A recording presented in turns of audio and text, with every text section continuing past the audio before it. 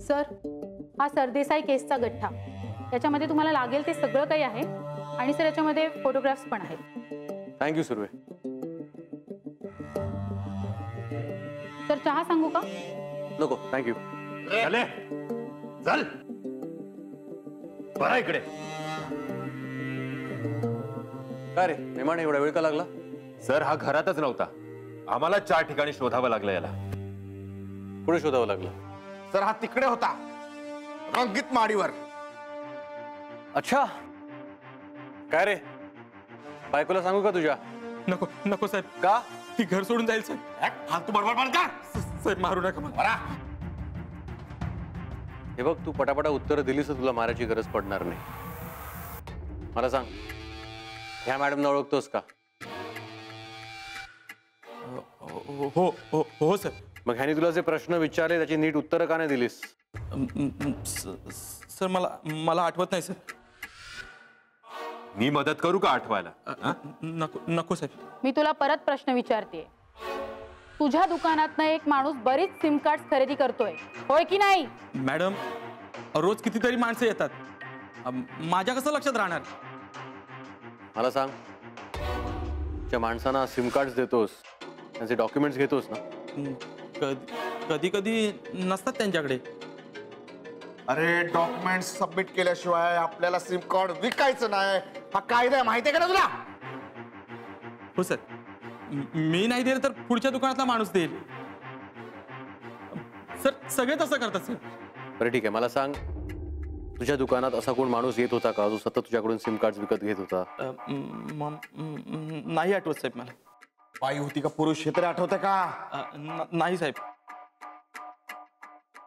केला एक काम करायच्या बायकोला बोलून घे. सुर्वे, तुम्ही पण ह्याच्यासोबत जा आणि त्याच्या बायकोला सांगा हा कुठे होता. नको नको सर, असं करू नका सर.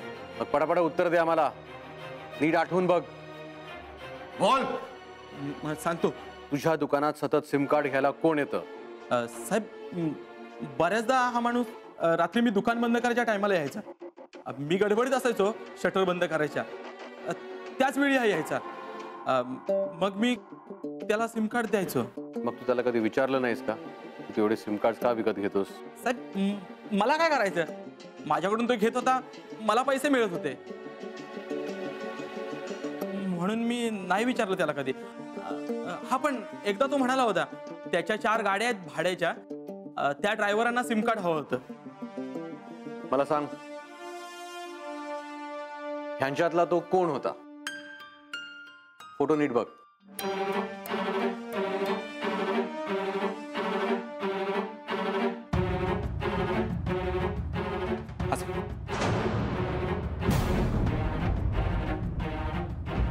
शरद, वाटलंच होतं मला. मेमाणे चला चला आत्ताच उचलूया त्याला. केलार थांब, असं नाही.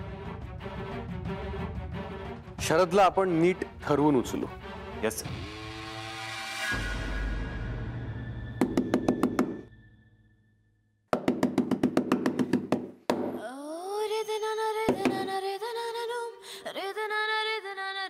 काय झालं शरद? राणी, मला तुझ्याशी महत्वाचं बोलायचंय. प्लीज उद्या सकाळी बोलूया ना, मला खूप झोप आली आहे. तुला झोप आली का नशेत आहेस तू? थोडी प्यायली आहे मी. काय झालं? ऐक, मग मी जे सांगणार आहे ना ते सांगितलेलं ऐकल्यानंतर नशा उतरेल तुझ्या झटक्यात. मग नकोच सांगूस ना, प्लीज सकाळी बोलू. जा तू. राणी, संगीताला कळलंय. काय कळलंय? सगळं कळलंय. सगळं म्हणजे? हेच की आपण दोघं नवरा बायको आहोत, आपण मिळून हे केलं, हे सगळं कळलंय तिला. काय संगीता? तिच्या रूम मध्ये तिला मी हातपाय तोंड बांधून ठेवलंय. कुठे निघालीस? अरे संगीताला भेटायला नाही जायचं का? मी सांगतो म्हणून. अरे पण तिला कसं कळलं? तिने फोटो बघितला. कुठला फोटो? आपल्या दोघांच्या लग्नाच्या वेळेचा. शरद, अरे मूर्ख आहेस का तू? का डिस्ट्रॉय नाही केलास तू फोटो? मी तुला सांगितलं होतं ना, आपलं ठरलं होतं ना शरद. राणी, आपल्या दोघांच्या लग्नातली एकमेव आठवण होती ती. अरे मग काय पुरावा म्हणून ठेवला होता तो? अगं मी नीटच लपवून ठेवला होता. ती अचानक संगीता माझ्या रूम मध्ये आली, मला काय माहिती. सगळी माती केलीस तू, घोळ घातलायस तू, नेचर घोळ घातलायस रे. कशाला उराशी बाळगून ठेवलास फोटो तो? राणी अगं माझं खूप प्रेम आहे ग तुझ्यावर, मला नाही जाळता आला तो फोटो. इमोशनल फूल आहेस तू शरद. अख्खीच्या अख्खी मी तुझ्याकडे असताना जाळून नाही टाकता आला म्हणे फोटो. दळबदरी प्रेम आहे रे तुझं. आता जेलमध्ये मला जाताना बघून आनंद होईल ना तुला?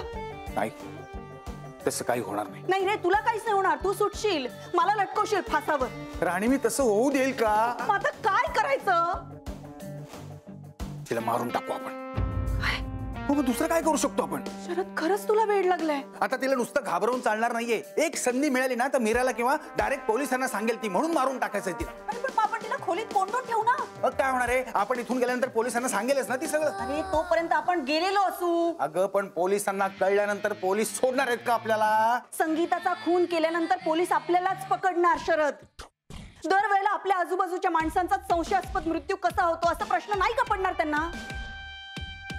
संगीताची डेड बॉडी सापडणारच नाही. कुठेतरी खाडीत किंवा समुद्रात टाकून. असं नाही करता येणार शरद आपल्याला. एक दिवस राहिला होता रे. काय काय करणार एक दिवसात आपण? आणि उगाच घाई गडबडीत काहीतरी करायला गेलो ना तर खूप चुका होतील आपल्या हातून. राणी संगीताला जिवंत ठेवणं धोक्याचं आहे. मग काय करायचं? तू सांग. तू केलास ना गाढवपणा, तू सांग. अगं बाई चुकलं माझं, म्हणतोय ना चुकलं माझं म्हणून. नाही, तिचा विषय संपवला पाहिजे. तिचं तोंड बंदच झालं पाहिजे. नाही शरद, संगीताचा जीव घ्यायचा नाही. अगं पण उपकार कर माझ्यावर. आता तरी माझं ऐक. ज्या अवस्थेत संगीताला ठेवलंस त्याच अवस्थेत गॅरेजच्या मागच्या खोलीमध्ये तिला टाकून दे. पुढे काय करायचं ते बघू, मला विचार करू दे. ठीक आहे. आणि ऐक, हे काम तरी धड कर.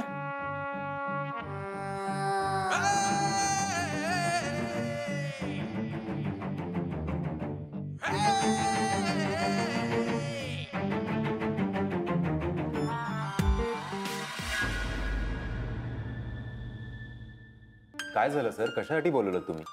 सांगतो आधी सुरेना बोलवा. ओ सुरे मॅडम, अहो तो फोन ठेवा, नाश्त्याचा नंतर बघा आधी. अरे अहो मी नाश्त्याचं नाही बोलत होते, मी त्या वडापाववाल्याशी बोलत होते. त्याच्या घरात काहीतरी प्रॉब्लेम झाला ते तुम्हाला सांगत ओ होते. सुरे मॅडम, बर सर काय सांगतात ते ऐका आधी. Okay sir, sorry. मला तुम्हाला एक गोष्ट सांगायची आहे. कशी वाटते ते सांग. गोष्ट? सत्य घटनेवर आधारित आहे. एका हुशार आणि महत्वाकांक्षी मुलीची गोष्ट. एक साधं छोटं गाव, त्यात एक चुणचुणीत राहणारी मुलगी, दिसायला 10 जणींपेक्षाही सुंदर, अभ्यासात हुशार. या सर, तुम्ही माझीच गोष्ट सांगताय. सुरे मॅडम, अहो हुशार मुलीबद्दल बोलतायत ते. अहो गंमत करतेय. आई शाळेत शिक्षिका, वडील साधे कारकून, साधं घर, साधी स्वप्न बघणारी माणसं. मुलगी सगळ्यात पुढे. अभ्यास, खेळ, नाच, गाणं, कला सगळ्याची आवडही आणि सगळं येतही. आईवडिलांना असं झालं होतं की हिला कुठे ठेव कुठे नको. तिला जे हवं ते सगळं करू दिलं. आपल्या ऐपतीच्या पलीकडे जाऊन तिचे सगळे हट्ट पुरवले. पण या मुलीचे हट्ट जरा वेगळेच होते. सर, अति लाडावलेली पोरं अशीच वागतात. पण त्या मुलीची स्वप्न खूप मोठी होती आणि ती पूर्ण करण्यासाठी तिला वाट बघायची नव्हती. करेक्ट. तिला घाई होती सगळ्यांच्या आधी सगळं मिळवण्याची. आणि मग ती आपल्या हुशारीने शॉर्टकट्स घ्यायला शिकली. करेक्ट. आणि अभ्यासातले शॉर्टकट्स म्हणजे कॉपी करायला लागली. कॉपी करताना पकडली गेली. पण शिक्षिकेची मुलगी, त्यामुळे तिला सोडून दिलं. पण आई वडील घाबरले. आईबाप घाबरले, पण मुलगी बिथरली. करेक्ट. पण त्यानंतरही ती कॉपी करायला लागली. पण ह्या वेळेस ती कॉपी करताना पकडली गेली नाही. ती कॉपी करायला शिकली होती. थोडक्यात काय, बुद्धीचा वापर चुकीच्या मार्गाने करायला शिकली. त्यानंतर हळूहळू ती मोठी झाली आणि त्यानंतर तिला तिच्या रूपाची जाणीव व्हायला लागली. गावात एक गोरी गोमटी मुलगी म्हटल्यावर सगळ्यांच्या कौतुकाचा विषय झाली. मग तो विषयच संपला. कौतुकापेक्षा नजरात जास्त. पण तिला त्यातही गंमत वाटायला लागली. आपल्या रूपाचा इतरांवर होणारा परिणाम तिला दिसू लागला. नाही, सुंदर मुलींना आपण सुंदर आहोत हे माहीत असणंच मुळात हा प्रॉब्लेम आहे.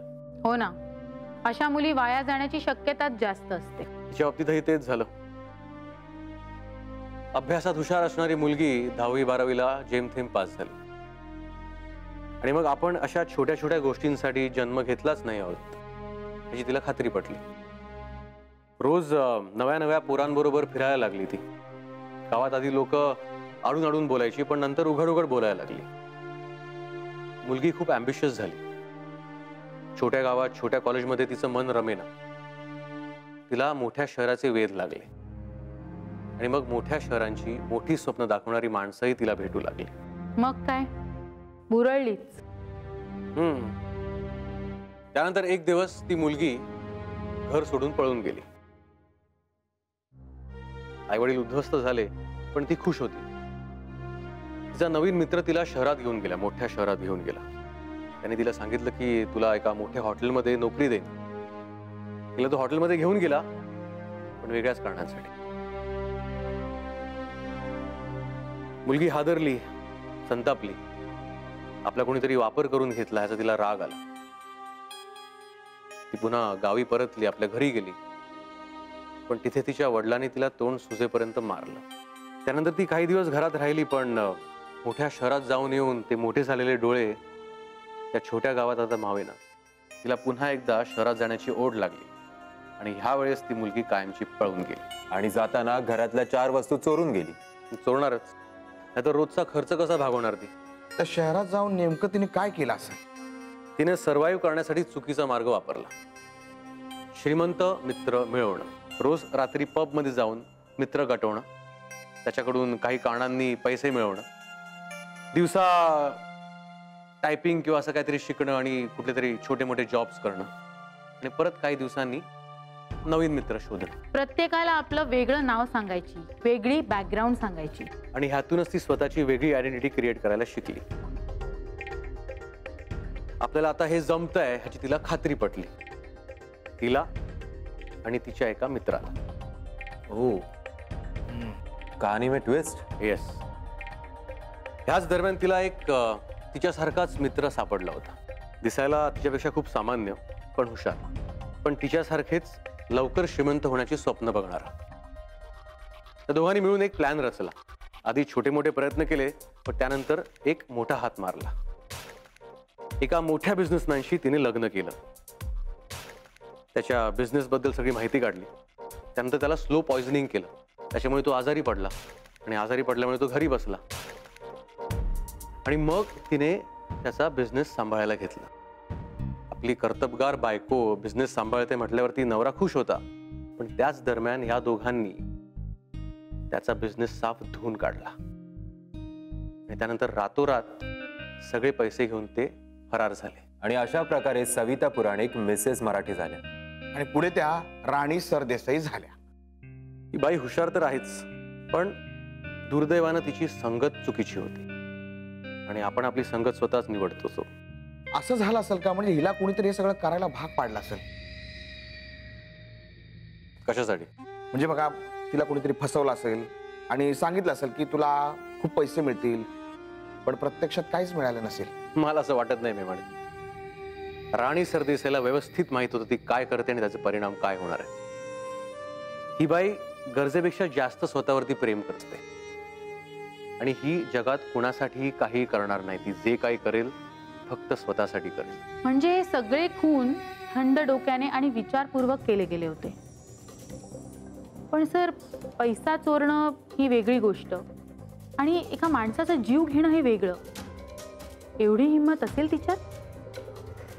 सूर्य, राणी सरदेसाईंना आणखी एक गोष्ट खूप प्रिय होती, ती म्हणजे पॉवर.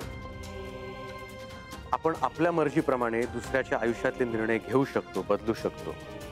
ह्याची तिच्यासारख्या माणसांना नशा असते आणि एखाद्याचा जीव घेणं ही त्या नशाची सगळ्यात मोठी झिंग. राणी सरदेसाईंची हाव कधी राक्षसी झाली हे बहुतेक तिला तिचंच कळलं नसावं. आणि अशा प्रकारे गोष्टीतली नायिका खलनायिका झाली. एक साधी, सामान्य, चांगली मुलगी चुकीच्या रस्त्याला लागली आणि तो रस्ता आता तिला जेलमध्ये घेऊन जाणार.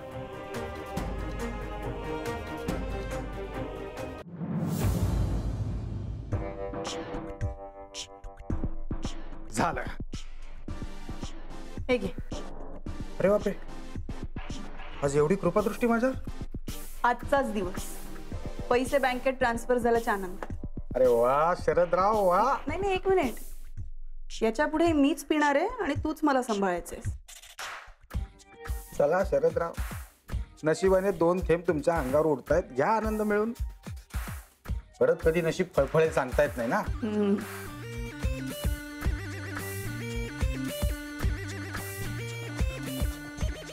धनंजय सरदेसाई, मजा आली तुमच्या घरात. फार कष्ट करायला लागले पण.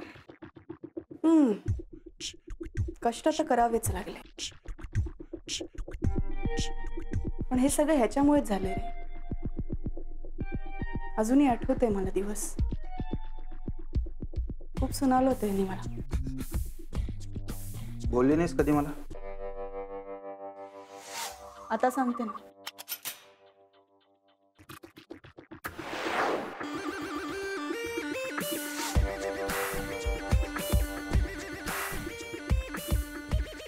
धनंजय, आपण युरोपला जाऊया.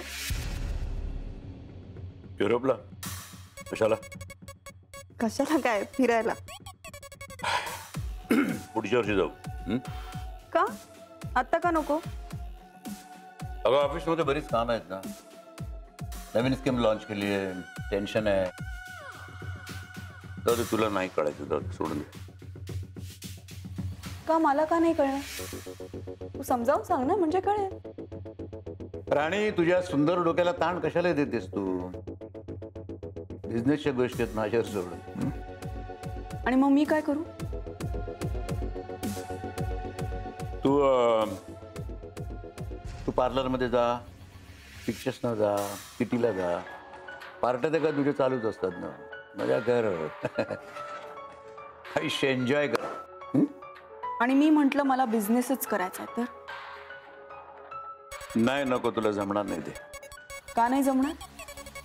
हे बघ राणी, बायका आणि पैसा हे दोन विरोधार्थी शब्द आहेत. बायकाने एकतर पैसा कमवता येत नाही आणि कमवता आला तर तो साठवता येत नाही. असं काहीच नाहीये, मला तो येतो. कसा? कसा म्हणजे? मी जॉब केलाय तुझ्या कंपनीत अकाउंटंट म्हणून. 10,000 रुपये पगारावर. हं? याला तू पैसा कमवण्याचं समजतेस? हं? तसं असेल तर प्लीज नको, तू येऊ नकोस ऑफिसमध्ये, फार बुडवून टाकशील. अरे पण धनंजय, मला माहित पाहिजे ना कंपनीत काय चालतं ते. काही गरज नाहीये. हे बघ, एक तर घरातल्या बायकांनी कंपनीमध्ये ढवळाढवळ केलेली मला अजिबात आवडत नाही. हं? तू घरी थांब, कंपनी मी बघतो. आणि उगाच माझ्या कामामध्ये लक्ष नको घालूस. धनंजय, मी बायको आहे तुझी. तुझे फायनान्सेस, इन्व्हेस्टमेंट्स, पॉलिसीज मला माहित असतील तर बरं होईल ना. अरे तू काय कुरकुर काय लावलीस आज? हे बघ राणी, मला तुझी ऑफिसमध्ये गरज नाहीये, तुझी गरज इथे आहे. बरं थांब, मला कंपनी दे. कंपनीत नको येऊस. का नाही यायचं? मी येणार. हे बघ राणी, प्रेमानं सांग. प्रेमानं. मला माझ्या ऑफिसच्या कामामध्ये तू ढवळाढवळ केलेली अजिबात आवडणार नाही. गेल्या 20 वर्षामध्ये मी गायत्रीला सुद्धा कधी ऑफिसमध्ये येऊ दिलं नाही आणि त्याबद्दल तिने कधीही हू की चू सुद्धा नाही केलं. अरे पण मग गायत्रीला नसेल इंटरेस्ट बिझनेस मध्ये. अरे तू काय स्वतःला काय हुशार समजतेस का खूप? ओरडतोयस तू माझ्यावर. सॉरी. हे बघ राणी, तू जरा समजून घे. तू अकाउंटंट होतीस तेव्हाची गोष्ट वेगळी होती, पण मी तुझ्याशी लग्न केलंय. पण मग आता तू ऑफिसमध्ये येणार, स्वतःची डिसिजन्स घेणार, ऑफिसमध्ये सगळी मंडळी तुझा डिसिजन ऐकणार. मला तर पटणार नाही आणि मग तुझं माझं भांडण होणार. कशाला हे सगळं? मी तुला गाडी दिली आहे, दिमतीसाठी तिवारी दिलाय.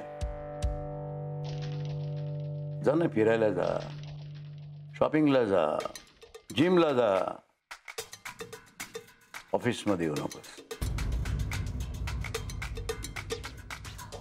तू माझ्याशी लग्नाला तयार झालीस ना तेव्हाच मला कळलं होतं की तू किती ॲम्बिशियस असते.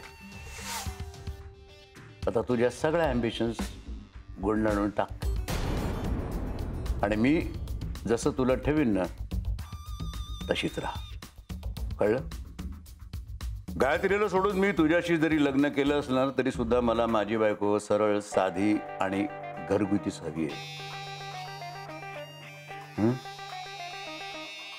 तेव्हा यापुढे मला परत असा त्रास देऊ नकोस, असा लकडा लावू नकोस. ऑफिस आणि फायनान्सेस मी तुझ्या हातामध्ये कधीच देणार नाही.